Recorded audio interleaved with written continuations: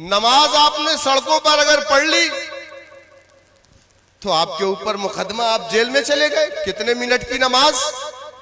2 minute, 4 minute या 5 minute? चलो बड़ी लंबे सूर्य अगर इमाम साहब पढ़ा दिए तो 8 से 10 मिनट ईशा की नमाज में।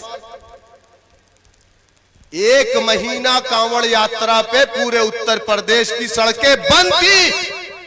वो किसी के बाप की सड़कें नहीं, हमारे टैक्स के पैसे से बनी हुई सड़कें थी। लेकिन आपके लिए ममानियत क्यों? कभी सोचा आपने? नहीं सोचा हमने।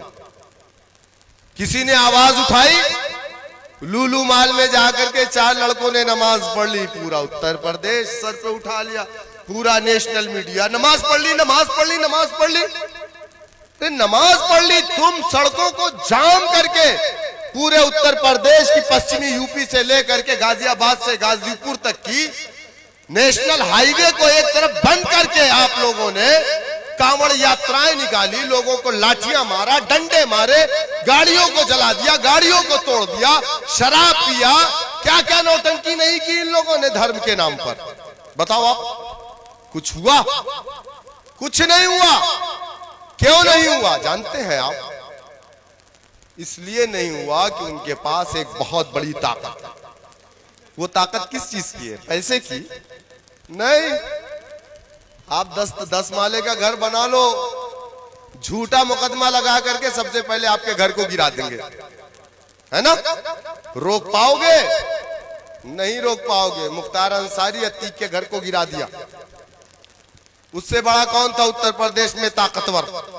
चलिए सियासत की बात करते हैं तो सियासी ताकत भी उनके पास थी। 8 बार 10 बार से एमएलए थे, उनके भाई एमपी है ना? एक भतीजा एमएलए है, बेटा एमएलए है। बावजूद उसके क्या हुआ? उनके घरों को गिरा दिया। क्यों? कभी आपने सोचा इस चीज को? क्यों ये चीजें हो रही है? क्योंकि हिंदुस्तान एक जमहूरी मुल्क है और जमहूरियत की सबसे बड़ी ताकत क्या है आप जानते हैं? आपका पैसा नहीं। आप कितना भी पैसा दो तब भी आपको जमानत करवानी ही पड़ेगी, है ना?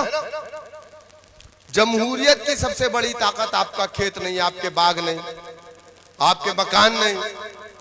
जमहूरियत की सबसे बड़ी ताकत सियासत है। क्या है? सियासत है। बीजेपी की सरकार है, उनके हाथों में जो झंडे हैं ना वो बीजेपी के हैं। जिसके हाथ में भगवा झंडे। अच्छा आप मुझे ईमानदारी से बता दो, आप यहां से लखनऊ तक चले जाओ, आपके पास गाड़ी का पेपर ना हो, आपके पास लाइसेंस ना हो, आप अपनी गाड़ी में एक भगवा झंडे लगा लो, अपने गले में एक झंडे भगवा डाल लो, कोई पूछेगा आपको? ये आपके जहन में है ना बात? क्यों? क्योंकि मालूम है उसको कि ये बीजेपी से जुड़ा हुआ आदमी है, आरएसएस बजरंग दल से जुड़ा हुआ आदमी है। इसको छूने का मतलब है दरोगा जी ने परेशान किया तो दरोगा जी सस्पेंड हो जाएंगे, है ना? लेकिन आप दाढ़ी और टोपी में रात को 2 बजे जरा घूमिए सड़कों पे, 3 दिन तक घर वाले ढूंढेंगे, एटीएस वाले उठा करके ले गए पूछताछ के नाम पर। 5 दिन के बाद टेलीविजन पे आपके घर वाले देखेंगे, अरे बोले मेरा बेटा आतंकवादी कब से हो गया, है ना? और फिर 25 साल तक आप प्रूफ करते रह जाओगे अदालत में, मैं आतंकवादी नहीं हूं, मैं आतंकवादी नहीं हूं। तब आप छूट करके आओगे, तब पता चलेगा कि एटीएस वालों ने क्या क्या किया आपके साथ। ये जो नाइंसाफी हमारे साथ हो रही है, क्यों हो रही है? कभी सोचा आपने? क्योंकि हमारे पास वही परचम नहीं, क्योंकि हमारे पास वही परचम नहीं है जो हमारी पहचान है। अल्लाह के रसूल सल्लल्लाहु अलैहि वसल्लम के दौर से या उसके पहले आप देख लीजिए, किसी दौर में इस्लाम बगैर परचम के नहीं रहा। इस्लाम की पहचान या मुस्लिम बस्तियों की पहचान उसके परचम से या मस्जिद की मीनारों से होती है। मस्जिद में मीनार क्यों बनाए जाते हैं मालूम है आपको? इसीलिए ताकि दूर से मालूम हो जाए कि वहां मस्जिद है, तो जाहिर सी बात है कि वहां आसपास मुसलमान रहते होंगे। लेकिन आज हमने अपनी पहचान को खो दिया। साहबा इकराम जब जंग में हुआ करते थे ना, उनके हाथ में परचम, एक हाथ में तलवार होती थी, और अगर एक हाथ कट जाते थे तो परचम को अपने दांत में लगा देते थे, लेकिन परचम को कभी जमीन पे गिरने नहीं देते थे। मरने से, शहीद होने से पहले उनके साथ का साथी साहबा उस परचम को अपने हाथ में लेके आगे बढ़ता था। परचम को कभी उसने नहीं छोड़ा। लेकिन आज हमारी कौम ने अपनी पहचान को मिटा दिया है।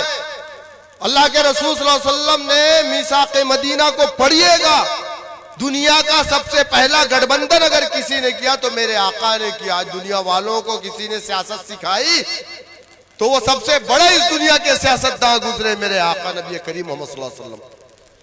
लेकिन एक अलग चीज है कि लोग आज सियासत आका के तरीके की नहीं पसंद करते, लोग आज सियासत यजीद के तरीके की पसंद कर रहे हैं, जिसके दिल में कुछ और जबान पे कुछ।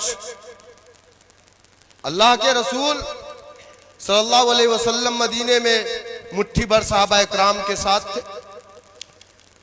यहूदी बड़ी ताकत में थे।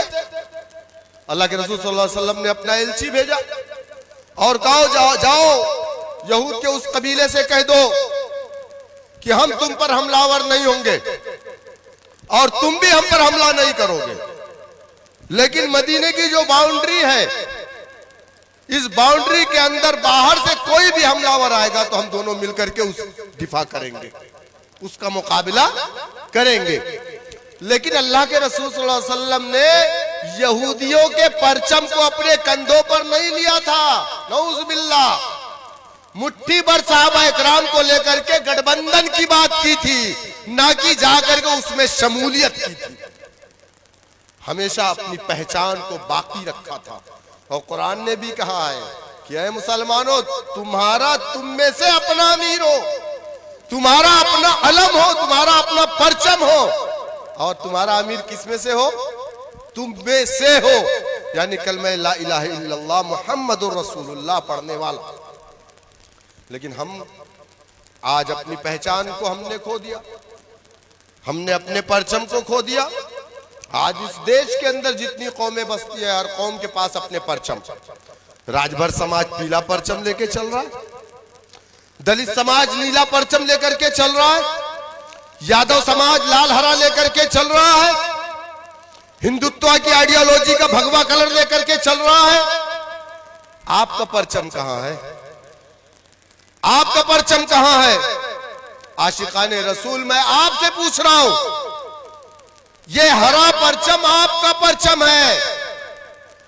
और सियासत में अगर कामयाब होना है तो वो तरीका आका नबी करीम सल्लल्लाहु अलैहि वसल्लम के तरीके पे चल के कामयाब हो सकता है, किसी को तकलीफ दे करके नहीं।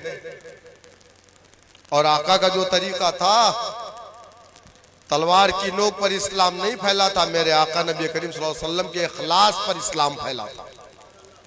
समझ रहे ना? लेकिन आज हमने हमारे तरीके को खो दिया। आज हम दूसरों से सियासत सीखने जाते, लोग कहते हैं काशीराम, काशीराम। अरे आपके पास तो इतना बड़ा लीडर था जो आज भी जिंदा है, जिसकी सीरत को पढ़िए, उससे अच्छा दुनिया में ताजिर कोई नहीं आया, उसके जैसा सादिक कोई नहीं आया, उसके जैसा सियासतदान कोई नहीं आया। अरे इस दुनिया में जो सबसे टॉप का लीडर होगा आज की तारीख में, वो मेरे आका के पैरों के तलवों का धोवन भी नहीं है। हमको तो सब कुछ विरासत में मिला, लेकिन हम उसको अपना नहीं रहे। यहीं पे देखा मैंने, लोग सरों पे टोपियां आरएलडी की एक रखा हुआ है, एक टोपी उसके ऊपर समाजवादी की, एक टोपी और किसी पार्टी की, 3 टोपी लगाए, इतनी बड़ी बड़ी दाढ़ी, चाचा बीएसपी, 3 टोपी लगा करके प्रचार कर रहे। क्या मिलेगा आपको? कुछ नहीं मिलेगा। जमहूरियत की सबसे बड़ी ताकत सियासत होती है। एक एमएलए जिता लोगे ना गाड़ी छुड़वाना नहीं, हिम्मत नहीं इन खाकी वर्दी वालों।